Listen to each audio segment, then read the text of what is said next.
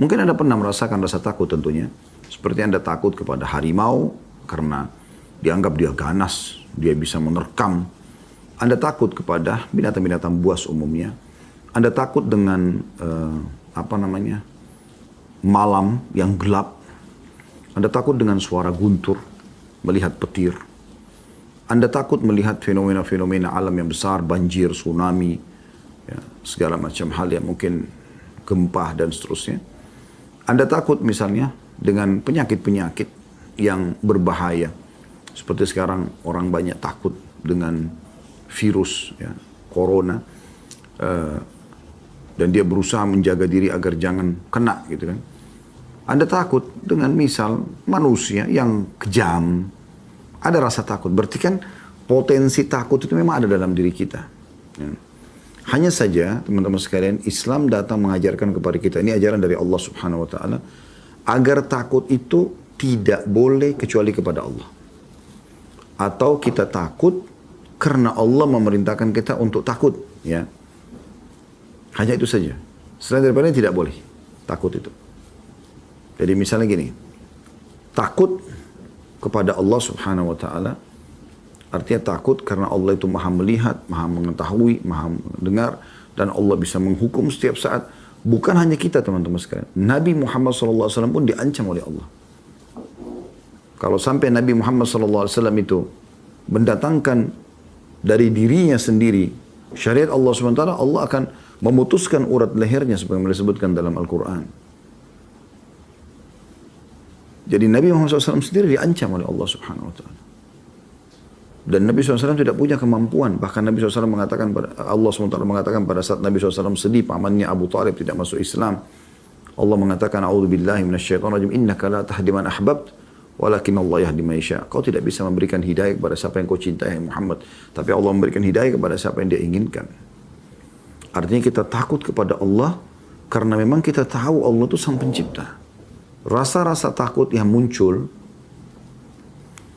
itu alami, tetapi harus bisa ditepis dengan rasa takut kepada Allah SWT. Artinya rasa takut lebih besar kepada Allah SWT. Pernah ada seorang salafus saleh, dia lagi sholat malam di tengah hutan, karena zaman dulu orang belum punya penerangan dan orang cuma mengandalkan cahaya matahari kalau lagi perjalanan. Jadi misalnya orang kalau mau safar, zaman dulu orang jalan kaki, naik kuda, naik unta, naik keledai.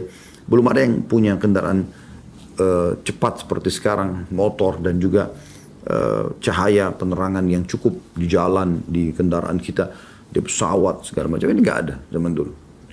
Jadi orang kalau jalan, dia tiba di malam hari, di mana tiba di hutan kah, di padang pasir kah, dia harus nginap dulu. Tunggu besok, pada saat agak terang baru dia jalan. Gitu. Orang ini kebetulan tiba di tengah hutan, lagi mau sholat. Lagi pas maghrib, di tengah hutan, dia terpaksa tidur di situ. Tunggu matahari terang, besok baru dia jalan.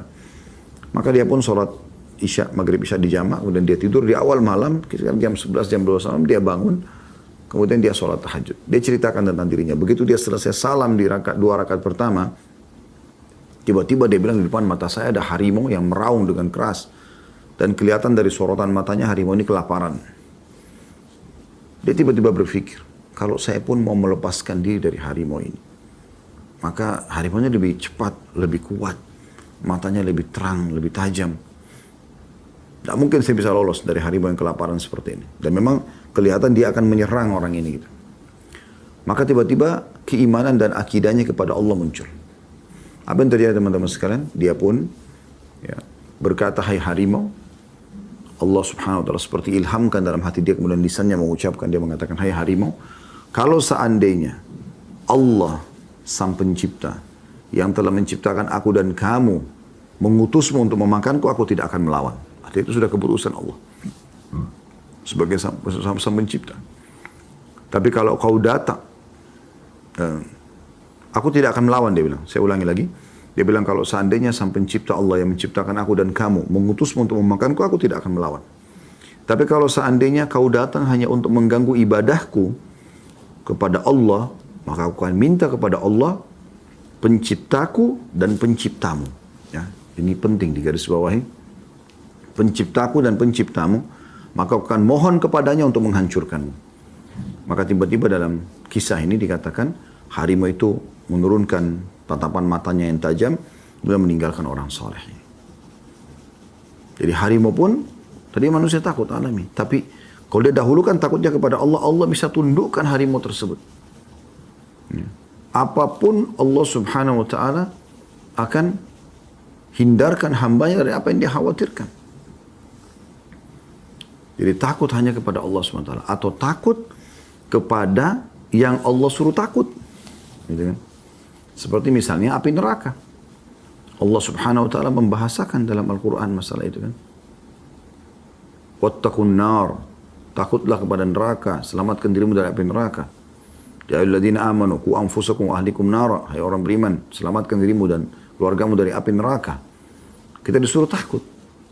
Bukan karena nerakanya, tapi karena perintah Allah. Ya. Maka ini termasuk boleh, gitu kan.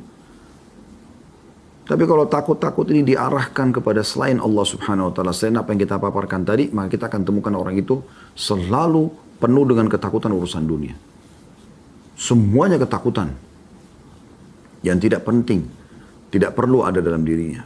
Terlalu banyak membuang energi dan menghabiskan potensi yang ada pada hal-hal yang tidak perlu.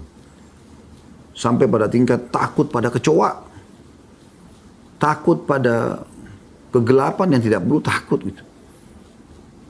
Takut karena mendengar suara angin, takut karena ini dan itu. Tidak ada rasa takut semuanya. Kekhawatiran yang berlebihan.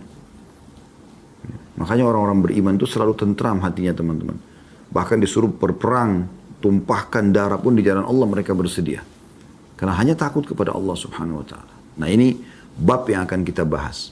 Semoga Allah subhanahu wa ta'ala memunculkan setelah kita pelajari ini, takut kita hanya kepada Allah. Ini yang sedang kita bahas teman-teman sekalian. Kapan kita takut kepada Allah, Allah akan buat ya, yang seharusnya ditakuti oleh manusia malah takut kepada dia. Bagaimana Umar bin Khattab radhiyallahu anhu yang banyak orang takut pada syaitan, malah syaitan takut bertemu dengan Umar. Gitu kan? Karena takutnya kepada Allah subhanahu wa ta'ala itu. Nah ini level keimanan yang akan kita bahas insyaAllah. Bagaimana kita hanya takut kepada Allah subhanahu wa ta'ala. Sehingga tidak pernah ada rasa khawatir untuk meninggalkan apa yang Allah larang. Walaupun pekerjaan itu sudah sangat menjanjikan, bisnis sudah sangat menjanjikan, ya. Bahkan kita sudah geluti dengan keuntungan yang besar. Ya, kalau bisnisnya, kalau kita sudah dapat gaji yang besar di perusahaan, tapi itu haram, maka kita dahulukan rasa takut kita kepada Allah. Enggak, daripada Allah hukum saya keluar saja. Begitu, dia tinggalkan. Dan kata Nabi SAW, "Man taraka syai'an lillah, abdalu khairan min." Siapa yang meninggalkan sesuatu karena Allah, Allah akan gantikan untuknya yang lebih baik. Jadi jelas. Gitu. Nah ini yang akan kita bahas dengan izin Allah subhanahu wa ta'ala. Allah subhanahu wa ta'ala menjelaskan tentang pentingnya takut kepada dia. Imam Nawawi rahimahullah mengangkat di bab 50 di bab takut kepada Allah. Dalil pertama Al-Baqarah ayat 40. Allah berfirman, potongan ayatnya, A'udzu billahi minasyaitonir rajim wa iyaya farhabun. Dan takutlah kepadaku saja. Takut kepadaku saja. Mau kita sendirian di tengah padang pasir, mau kita di kuburan sendirian, mau kita di tengah lautan sendirian, yakin Allah bersama kita. Para malaikat Allah di kiri kanan menjaga kita. Mencatat amal-amal kita. Allah betul-betul basir, maha melihat, sami', maha mendengar, alim, maha mengetahui. Ya. Dan dia hayyul qayyum yang anda baca dalam surah, dalam ayat kursi. Allahu la ilaha illa huwal hayyul qayyum. Allah yang tidak ada Tuhan, tidak ada pencipta, tidak ada pemilik, tidak ada penguasa di langit dan bumi. Ya. Kecuali Allah yang sifatnya maha hidup, tidak pernah mati selamanya. Ya. Dan qayyum selalu terus-menerus mengurus makhluknya. Tanamkan dalam hati itu teman-teman sekalian. Hanya bergantung, hanya memohon, hanya manja, hanya merengek, hanya takut, hanya tunduk kepada Allah. Tidak ada yang lain. Kalau ini anda sudah bisa tanamkan dalam diri anda akan hidup tentram sekali. Mau anda kaya, anda bersyukur. Mau anda miskin, anda bersabar. Mudah sekali. Karena asas keimanannya sudah ada. hanya takut, hanya bergantung, hanya memohon, hanya manja ya, kepada Allah subhanahu wa ta'ala. Makanya pernah ada ceramah kami susun dan saya harap teman-teman bisa mendengarkan kembali di playlist YouTube, insya Allah sudah ada, indahnya menjalin hubungan dengan Sang Pencipta Allah. Betul-betul teman-teman kita merasa selalu terjaga, ya, terawasi, terpenuhi kebutuhan kita kalau kita menjaga hubungan dengan Allah subhanahu wa ta'ala. Bahkan Allah mengaturkan sampai pada hal-hal yang kecil. Allah mudahkan semuanya. Itu yang Allah sebutkan dalam surah At-Talaq. A'udzu billahi minasyaitonir rajim wa yattaqillaha yaj'al lahu makhraja. Siapa yang bertakwa kepada Allah, patuh, tunduk, takut kepada Allah, Allah akan berikan jalan keluar dari masalah-masalah dia. Wa yarzuqhu min haitsu la yahtasib. Dan Allah berikan rezeki dari tempat yang tidak disangka-sangka. Kemudian ayat yang kedua Al-Buruj ayat 12. Allah Subhanahu wa taala berfirman, A'udzu billahi minasyaitonir rajim. Inna batsya rabbika lasyadid. Sesungguhnya azab Tuhanmu benar-benar keras. Jangan coba-coba. Kalau satu manusia saja kita punya masalah teman-teman, maka manusia satu ini sudah cukup untuk mengganggu hidup kita. Dia bisa teror kita, dia bisa mengganggu kita, bisa mencelakakan kita setiap saat. Bagaimana dengan pencipta alam semesta ini? Jangan coba-coba. Siksaan Allah sangat keras. Kalau Anda pernah melakukan kesalahan, Allah maha luas rahmatnya, masih menerima taubat hambanya. Tapi jangan terus-menerus terjerumus dengan kesalahan yang Anda terus jaga. Ada orang subhanallah sampai tua terus terulang kesalahan dosa yang sama. Enggak, akhi dan ukhti. Harus sadar dan berhenti. Karena batsh Allah, siksaan Allah keras kalau sudah datang. Siapa dari kita yang tidak pernah merasakan teman-teman hukuman dari Allah subhanahu wa ta'ala karena dosa kita lakukan, pada dosa kecil mungkin. Dengan penyakit, dengan sumpek, dengan sedih, dengan gangguan orang. Ya, dan seterusnya. Ayat yang ketiga diangkat oleh beliau adalah surah Hud ayat 102 sampai 106 yang berbunyi a'udzubillahi minasyaitonir rajim wa kadzalika akhdhu rabbika idza akhadha al-qura wa hiya zalimah inna akhdahu alimun syadid inna fi dzalika laayatan liman khafa 'adzabal akhirah dzalika yaumun majmu'un lahun nas wa dzalika yaumun mashhud wa ma nu'akhiruhu illa li ajalin ma'dud yauma ya'ti la takallamu nafsun illa bi idzni فَمِنْهُمْ شَقِيٌّ وَسَعِيدٌ فَأَمَّا الَّذِينَ شَقُوا فَفِي النَّارِ لَهُمْ فِيهَا زَفِيرٌ وَشَهِيقٌ. Artinya, dan begitulah azab Tuhanmu apabila dia besar kata ganti Allah, mengadab penduduk negeri-negeri yang berbuat zalim, sesungguhnya azabnya Allah sangat pedih, lagi keras. Kalau sudah datang banjirnya Allah, longsornya, tsunami-nya, ya, wabah penyakitnya, bisa mati massal seketika semua. Bergelimpangan mayat-mayat. Anda sudah lihat kan di Indonesia bagaimana terjadi di beberapa wilayah. Longsor seketika terjadi, tidak sempat mereka menyelamatkan diri. Rumahnya hancur, hartanya habis, mayat di sana sini bergelimpangan. Ada yang masih pakai baju, ada yang terbuka pakai bajunya, ada yang pegang handphone dan segala macam hal. Kuasa Allah. Dan pada saat itu penyesalan. Maka jangan undang ini teman-teman. Jangan undang murka Allah. Karena Allah kalau datangkan siksaannya pedih. Lalu kata Allah, sungguhnya azabnya sangat pedih lagi keras. Sesungguhnya apa yang, ya, saya ulangi terjemahnya, dan begitulah azab Tuhanmu. Apabila dia mengazab penduduk negeri-negeri yang berbuat zalim, sungguhnya azabnya sangat pedih dan keras. Lalu Allah mengatakan, dan pada demikian itu benar-benar terdapat pelajaran bagi orang-orang yang takut kepada azab akhirat. Artinya azab dunia itu sudah berat. Apalagi azab akhirat jauh lebih berat. Jangan coba-coba. Di zaman kita sekarang ada unik. Mau mendaftar jadi ahli neraka. Dia seperti sudah tahu neraka. Faham neraka itu apa? Main nantang-nantang gitu. La haula wa la quwata illa billah.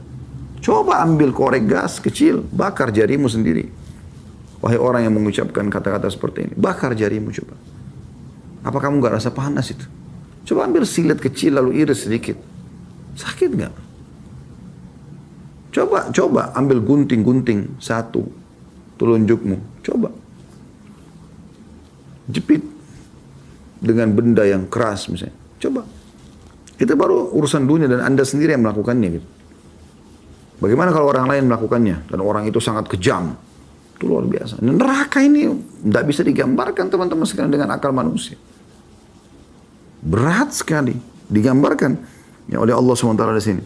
Bagi orang yang tahu pedihnya siksaan dunia ini, maka mereka akan takut kepada akhirat. Allah menyebutkan dalam surat Tahrim, surah nomor 66 ayat 6. A'udzu billahi minasyaitonir rajim. Ya ayyuhalladzina amanu qu anfusakum wa ahlikum naran wa quduha an-nas wal hijaratu 'alaiha malaikatun ghiladun shidadun la ya'suna Allah ma amarum wa yaf'aluna ma yu'marun.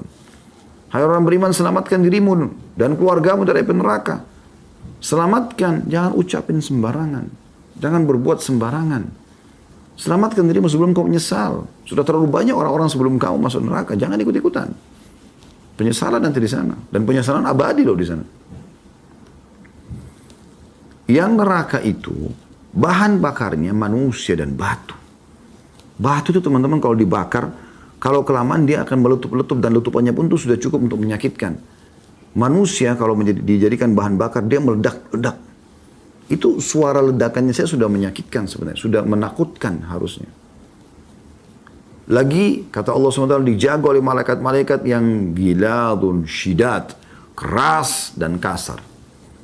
Yang sifatnya mereka tidak pernah melanggar apa yang Allah perintahkan dan selalu mengerjakan apa yang Allah titahkan. Pukul-pukul, potong-potong, bakar-bakar. Segera taubat, hati-hati. Hati-hati, jangan sampai membuka dan menantang Allah Subhanahu wa Ta'ala. Kita kalau kerja di perusahaan, kita tantang atasan kita saja. Coba kalau bisa hukum saya. Udah cukup membahayakan buat kita. Dia bisa pecat, dia bisa laporkan ke polisi, dia bisa bayar bodyguard untuk mukul, bisa segala macam. Bisa segala macam. Apalagi Allah sang pencipta yang sudah menjadikan neraka sebagai tempat siksaan. Wahai muslim, wahai muslimah, sadarlah, hati-hati. Ya. Kata Allah Subhanahu wa Ta'ala, saya ulangi, dan begitulah azab Tuhanmu dalam surah Hud ayat 102 sampai 106. Dan begitulah azab Tuhanmu apabila dia mengadab penduduk negeri yang berbuat zalim, berbuat dosa terus-menerus. Sesungguhnya azabnya sangat pedih lagi keras. Demikian itu benar-benar terdapat pelajaran bagi orang-orang yang takut dengan azab akhirat. Hari kiamat itu adalah suatu hari yang semua manusia akan dikumpulkan untuk menghadap kepadanya, kepada Allah. Dan hari itu adalah suatu hari yang disaksikan oleh segala atau seluruh makhluk. Semua dibangkitkan dan akan menyaksikan. Dan kami tiadalah mengundurkannya, melainkan sampai waktu tertentu. Dan sudah ditentukan waktunya kapan terjadi. Dikala datang hari itu, tidak ada seorang pun yang berbicara melainkan dengan izinnya, izin Allah. Kalau Allah izinkan baru boleh bicara. Kalau tidak, semuanya akan terdiam. Maka di antara mereka ada yang celaka dan ada yang berbahagia. Adapun orang-orang yang celaka adalah yang tempatnya di dalam neraka. Di dalamnya mereka mengeluarkan dan menarik nafas sambil merintih. Adapun nomor 373 di bawah dikatakan ini menunjukkan beratnya kesengsaraan dan penderitaan mereka. Dalam sebuah riwayat ini pernah kita bahas tentang masalah neraka teman-teman sekalian, dan saya berharap teman-teman jangan lupa kembali kepada bahasan neraka kita. Kita sudah bahas dan ada di playlist YouTube insyaAllah 32 pasal masalah neraka. Pada saat memaknakan firman Allah Subhanahu wa Ta'ala ini, Nabi SAW mengatakan sesungguhnya mereka terus menangis ahli neraka itu. Sampai-sampai air mata mereka ya, itu kalau mau dialirkan di atasnya atau diletakkan perahu atau kapal di atasnya akan bisa jalan di atas air mata, genangan air mata mereka saking banyaknya. Dalam riwayat lain mereka terus menangis sampai-sampai ya pengganti air mata itu adalah darah yang keluar. Wa na'udzubillah. Teman-teman, kita sebagai orang beriman bersyukur, sebagai orang muslim bersyukur.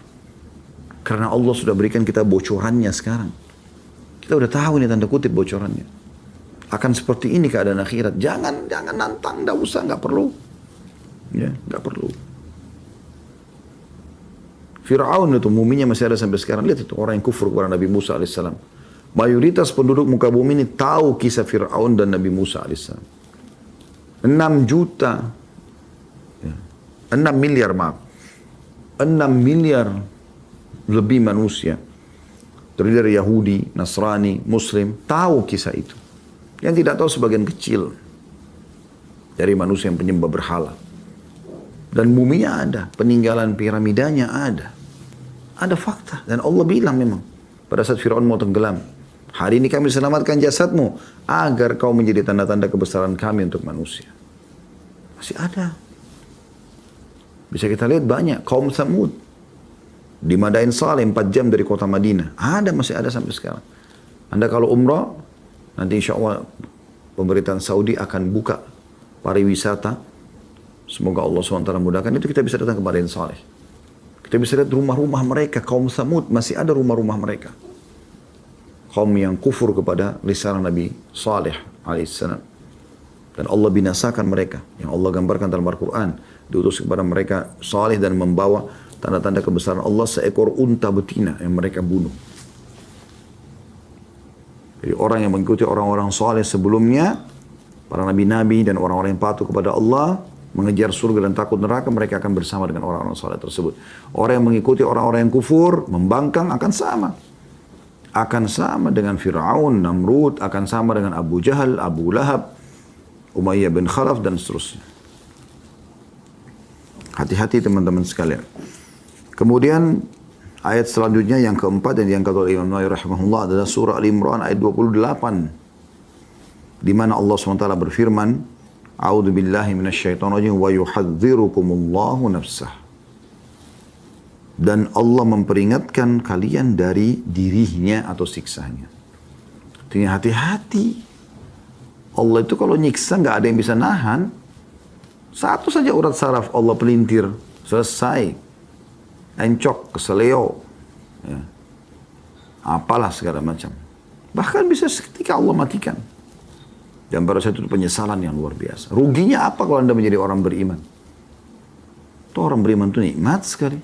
Bisa makan, bisa minum, bisa biologis. Tidak usah buat sensasi-sensasi. Tenang-tenang aja teman-teman sekalian. Umur kita terbatas. Jadi orang beriman itu enak sekali. Coba ikuti ceramah kami, indahnya menjadi orang saleh. Ikuti, coba dengarkan. Coba buka hati dulu, dengarin.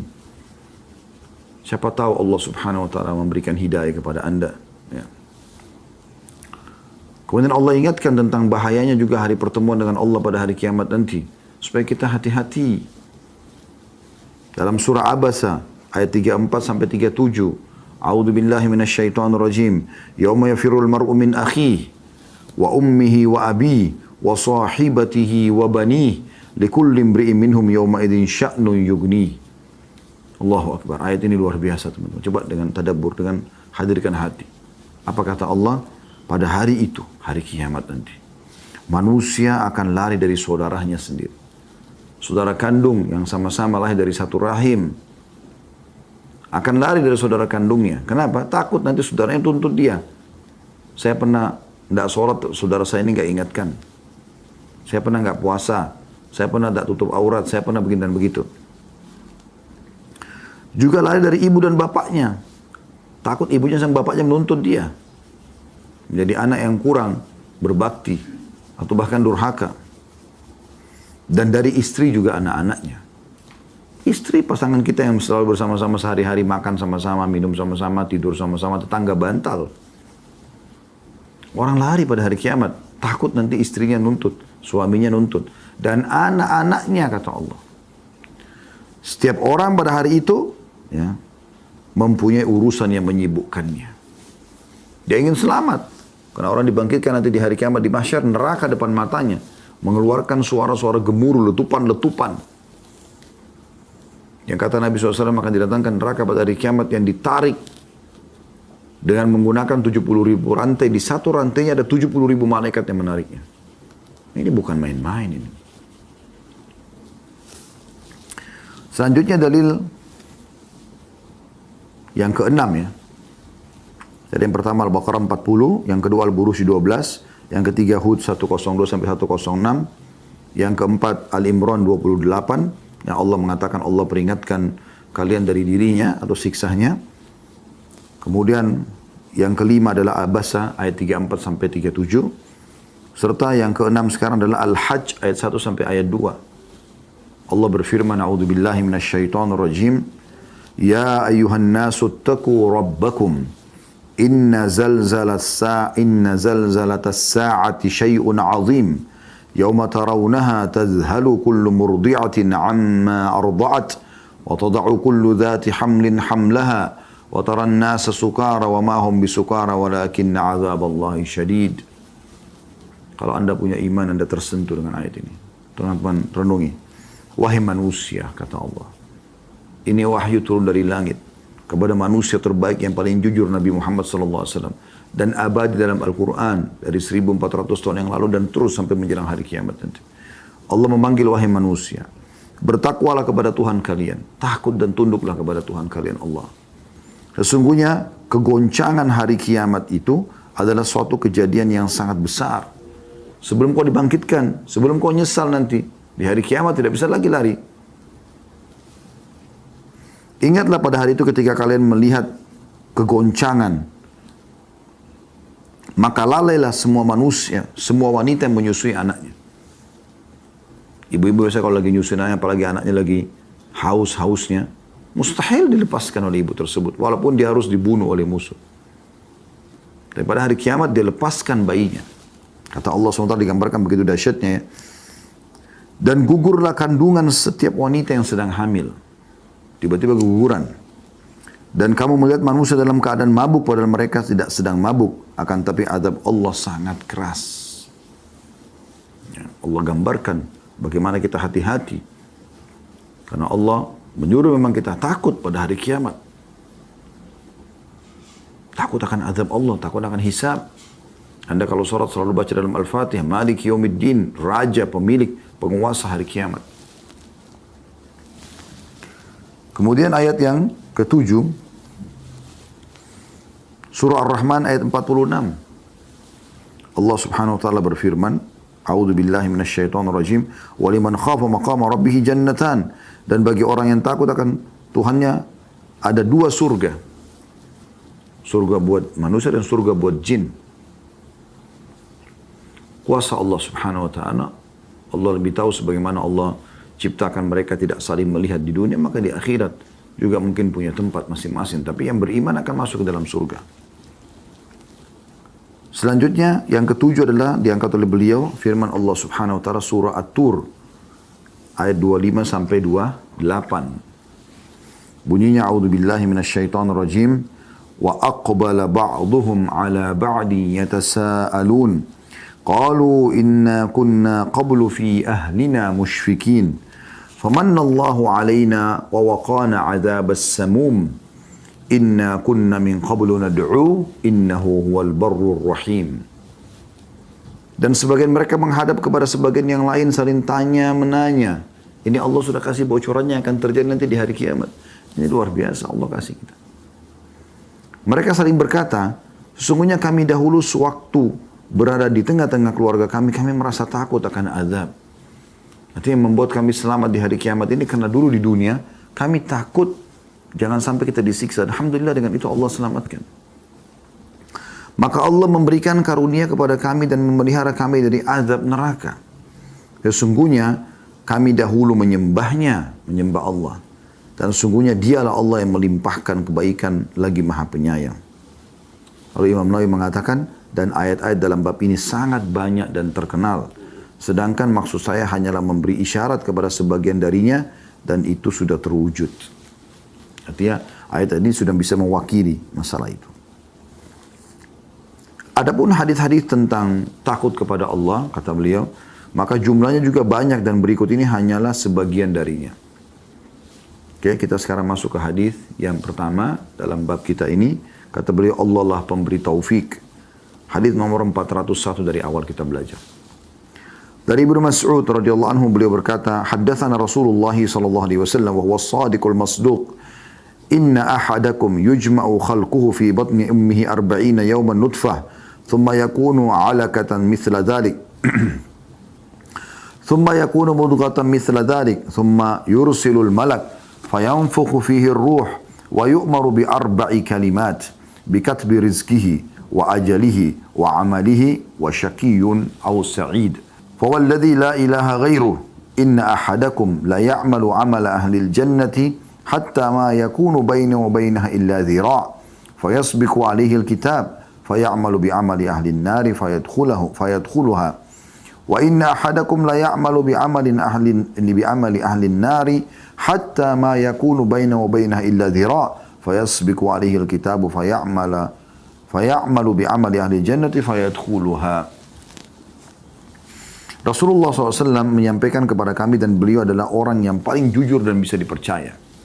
Artinya Abdullah bin Mas'ud ingin menyampaikan satu hadis yang sangat penting harus diperhatikan oleh setiap orang yang beriman, setiap muslim, agar mereka hati-hati. Dan ini datangnya dari sumber as-sadiqul masduq.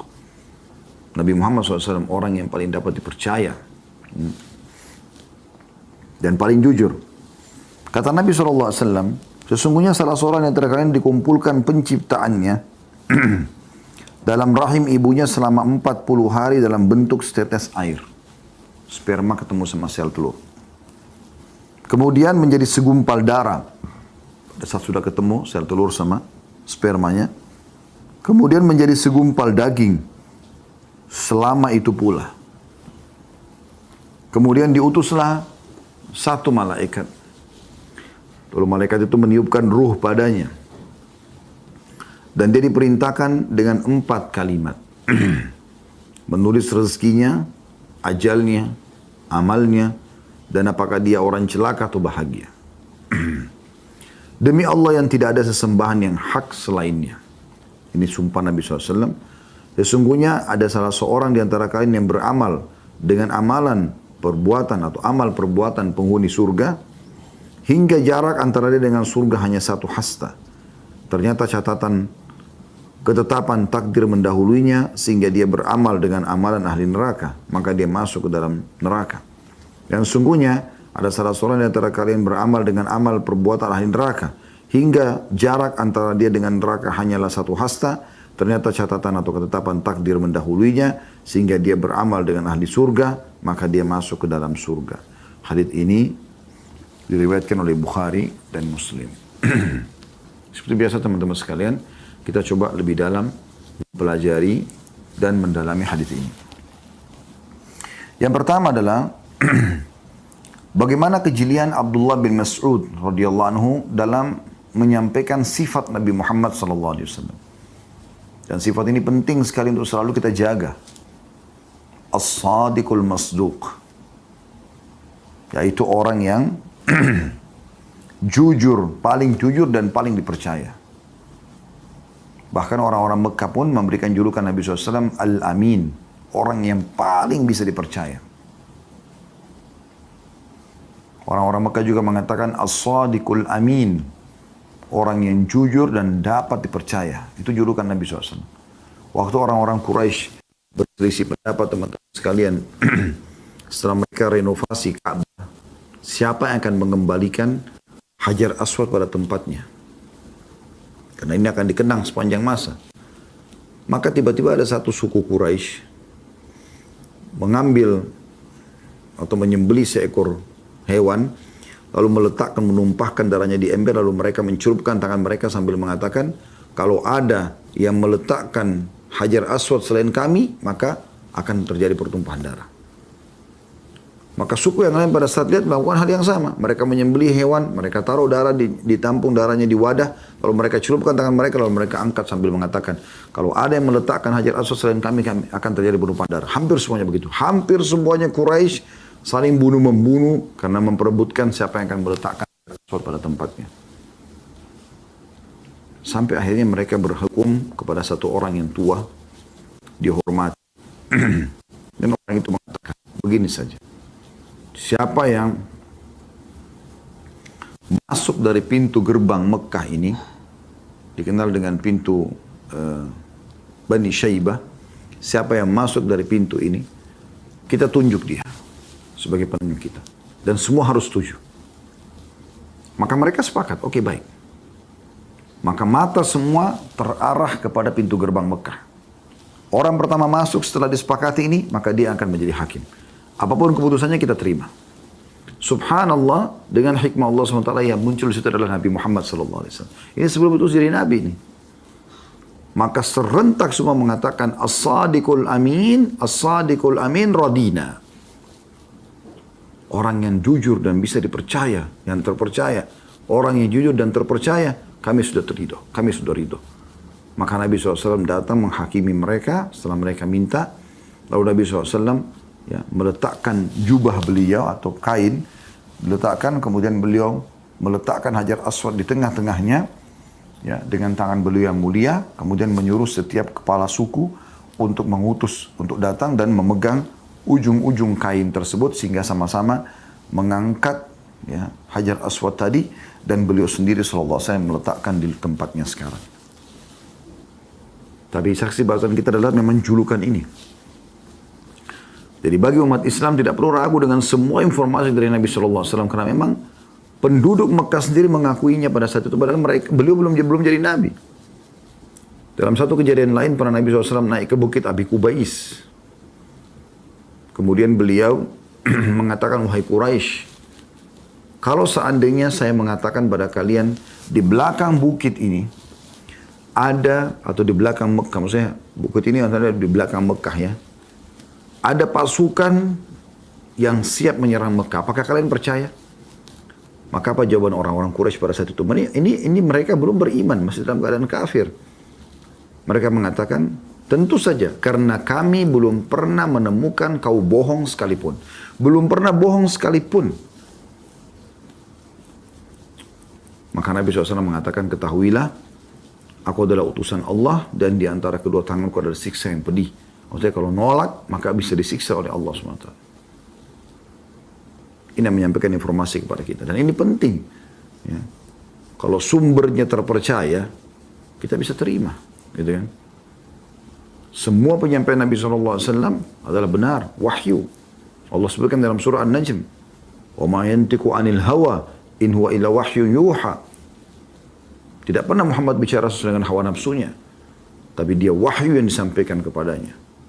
Ya. Ini pelajaran pertama tentang kedudukan dan julukan ya, yang disebutkan oleh Abdullah bin Mas'ud tentang Nabi SAW. Pelajaran yang kedua adalah bagaimana Nabi SAW menggambarkan tentang prosesi pembentukan manusia. Jadi seakan-akan beliau ingin menyampaikan, kalau kalian ini semua, sehebat apapun kedudukanmu, setampan apapun, secantik apapun kamu, ya, sekaya apapun kamu juga manusia, sama. Yaitu proses selama 40 hari, ya, dikumpulkan penciptaannya, bahan-bahan penciptaannya, sperma sama sel telur tadi, dalam rahim ibu. Ini selama 40 hari. Kalau 40 hari itu berarti sekitar sebulan 10 hari ya. Kemudian menjadi segumpal darah selama itu pula. Dari sperma sama sel telur nanti berubah jadi segumpal darah. Anda bisa ada cuplikan di YouTube banyak tentang proses penciptaan manusia. Tapi ini menggambarkan kepada kita, kita ini makhluk lemah. Jangan sombong hai manusia. Ada Tuhan yang menciptakan kamu. Semua kita menjadi dari sini prosesnya. 40 hari kemudian dalam bentuk darah. Berarti bertambah lagi, gitu kan? Tadi 1 bulan 10 hari, sekarang berarti 2 bulan 20 hari, ya. Kemudian menjadi segumpal daging selama itu pula. Lalu menjadi segumpal daging, ya. Berarti 3 bulan 30 hari, di 4 bulan pasnya. 40 hari pertama, 40 hari kedua, 40 hari ketiga. Jadi kan kalau jadi digabung berarti 120 hari, kurang lebih 4 bulan. Ini prosesi manusia, semuanya begitu. Setelah itu Allah akan utus malaikat untuk meniupkan ruh. Artinya sebelum 40 hari belum ada ruhnya. Kalau sudah 40 hari berarti sudah ada ruhnya. Ini pelajaran yang kedua tentang proses penciptaan manusia. Dan kita semua dari situ. Maka jangan pernah merasa sombong. Kamu pada saat lahir di muka bumi, hai manusia, tidak tahu apa-apa. Bahkan kamu masih belum bisa melihat. Setelah berapa hari baru penglihatan terlihat.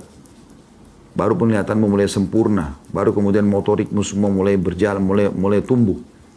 Dengan proses yang tidak bisa ditolak. Ada pencipta yang mengatur prosesmu itu, hai muslim. Hai saudaraku, manusia. Ya. Ini proses kita. Kita bangun semuanya sudah, kita lahir semuanya sudah ada.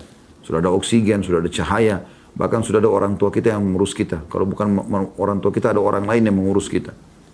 Sampai kita bisa tumbuh besar seperti yang kita rasakan sekarang. Itu prosesmu. Sadari itu.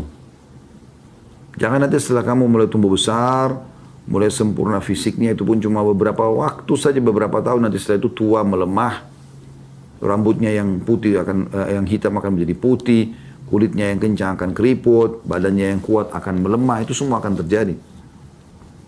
Allah menggambarkan dalam banyak ayat masalah itu. Dari lemah, kemudian mulai kuat, kemudian melemah lagi, tua, gitu kan. Lalu meninggal dunia.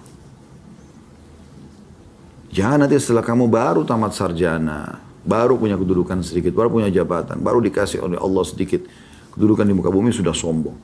Dan Allah gambarkan tuh, faidah huwa khasimu mubin, tiba-tiba manusia itu menjadi khasim, membangkang. Mana Tuhan? Gak ada Tuhan, gak ada akhirat, gak ada neraka, gak ada. Kau dari mana? Ini status sperma. Allah gambarkan itu. Kau manusia lemah, kau juga akan mati nanti. Kemudian yang ketiga yang kita bisa ambil, ada 4 hal yang dicatat pada saat ruh kita ditiupkan di rahim ibu kita. Yang pertama adalah rezekinya. Sudah Allah subhanahu wa ta'ala tentukan. Makanya Hasan Basri mengatakan rahimahullah, saya selalu senang dan tenang karena rezekiku sudah Allah catatkan dan tidak akan diambil oleh orang lain. Kalau rezeki Anda akan sampai kepada Anda. Saya bolak-balik subhanallah pernah kejadian ya. Beli makanan, kemudian sudah niat saya makan, ternyata bukan saya makan. Anak-anak yang makan, mungkin istri yang makan. Kadang-kadang kita berikan kepada orang, subhanallah rezekinya akan sampai kepada dia. Melalui kita yang beli kita. Bolak-balik kejadian begitu. Kalau sudah rezeki kita tidak mungkin. Akan sampai. Ini detik-detik sekarang Anda sedang menghirup oksigen, rezeki Anda itu. Sadar nggak itu kalau ada yang aturin? Ada yang mengaturin suara kita bisa keluar, hidung kita bisa menaik oksigen, mata kita bisa menangkap cahaya, Anda bisa melihat acara ini. Tangan kita bisa bergerak. Nah, ada yang mengaturnya, ada samping cipta Allah. Ditentukan rezekinya, ditentukan ajalnya. Gak ada yang tahu kapan dia mati. Tapi walaupun semua pasti akan mati. Kata Nabi SAW, kalau Allah ingin mencabut ruh seseorang di satu tempat, Allah buat dia punya hajat, lalu dia akan pergi sana. Kemudian Allah cabut ruhnya di sana. Bruce Lee seorang ahli bela diri kan? Mati juga. Siapapun akan mati. Gak ada yang tidak mati. Amalnya, Allah sudah tahu dengan kemahaluasan ilmunya. Yang Allah gambarkan dalam Al-Quran, A'udzubillahi minasyaitonir rajim, wa qad ahata bikulli syai'in ilma. Allah telah meliputi segala sesuatu dengan keluasan ilmunya. Ya. Maka Allah sudah tahu orang ini akan beriman atau kafir. Maka Allah catatkan dia amalnya. Allah sudah tahu amal apa akan dia pilih. Hari ini teman-teman, saya pakai baju ini. Teman-teman yang mungkin pilih masing-masing pakaian yang dipakai di rumah. Anda juga pilih aktivitas, ada yang ikut ceramah ini, mungkin ada yang tidak ikuti. Apa yang Anda lakukan ini, semua sudah Allah tahu dan Allah catatkan di Lauhul Mahfuz. Tidak ada yang luput. Semuanya sudah Allah catat. Baik atau buruk amal yang kita akan pilih, Allah sudah tahu. Itulah kemahaluasan ilmunya Allah subhanahu wa ta'ala. Allah catat amalnya. Kemudian, apakah dia celaka atau dia bahagia? Dari perbuatan-perbuatannya nanti akan ada hasil efeknya. Fir'aun celaka di akhir hidupnya. Karena dia tidak mau beriman. Dan Allah sudah tahu dia tidak akan beriman. Tapi Allah tidak memaksa dia. Allah ciptakan, kemudian dia memilih sendiri jalannya. Tapi Allah dengan keluasan ilmunya tahu kalau orang yang akan pilih yang mana. Kemudian pelajaran yang terakhir teman-teman sekalian adalah sabda Nabi SAW. Sesungguhnya ada seseorang di antara kalian beramal dengan amalan perbuatan ahli surga. Hingga jarak antara dia dengan surga hanya tinggal 1 hasta. Ternyata catatan takdir mendahuluinya sehingga dia beramal dengan amalan ahli neraka. Maksudnya, dia sibuk dengan amal soleh terus, gitu kan. Ternyata memang dia mengambil keputusan di akhir hidupnya berbuat amal buruk. Misal, dia 50 tahun muslim, 60 tahun muslim. Akhir hidupnya murtad. Dia pilih jalannya sendiri. Padahal tinggal sejengkal, dia tinggal mati, masuk surga. Nabi SAW ingatkan itu. Sesungguhnya surga lebih dekat pada seseorang dari kalian daripada tali sendalnya. Dan neraka lebih dekat kepada salah seorang dari kalian daripada tali sendalnya. Ini Nabi SAW sebutkan pada saat ada satu orang yang masuk Islam di perang Khaybar. Dia syahadat karena kagum melihat umat Islam, mendengarkan ayat-ayat Quran, bagaimana ukhuwah persaudaraan mereka. Ya. Dan pada saat dia tanya agamanya apa, lalu dia belajar, dia ingin masuk Islam, dia syahadat. Subhanallah, waktu itu Nabi SAW lagi bagi-bagi harta rampasan perang. Nabi bilang kepada sahabat yang sedang membaginya, berikan juga kepada orang ini. Ya, dia masuk Islam pas lagi pembagian harta rampasan perang, ghanimah. Maka orang itu mengatakan, ya Rasulullah, saya tidak berharap ini.